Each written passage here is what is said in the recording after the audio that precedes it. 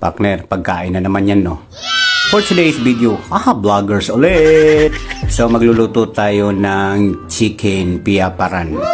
Siyempre, main natin ang turmeric, gata, at isang buong manok na nabili natin sa TFG, mga gulay na rin.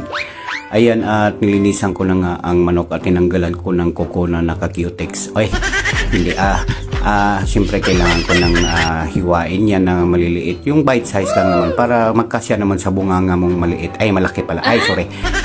Pagkatapos ko nga maghiwa, hinugasan ko ito agad para malinis naman ang ating pagkain. At sinunod ko naman itong mga samya. Bago ko nga lutuin, kailangan muna natin siyang isir. Hala, may pasisir pang nalalaman. Para naman lumabas yung katas niya. Gumamit na pala ako ng rolling pin para lumabas ang katas ng samya natin.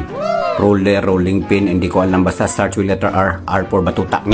For cooking tips, gumamit ako ng mainit na tubig para sa gata, para mas lalong kumatas yung gata natin mismo. At ayan, ang sarap-sarap nga ng chicken skin na niluto ko.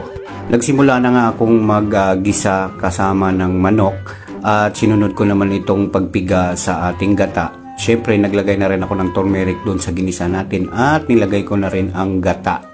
Unang gata ni kaka. Sa kaka ni gata. Ayan na at luto na ang ating chicken piyaparan. Alam ko mahal ang bigas dyan kaya huwag ka nang sumandok. Nga!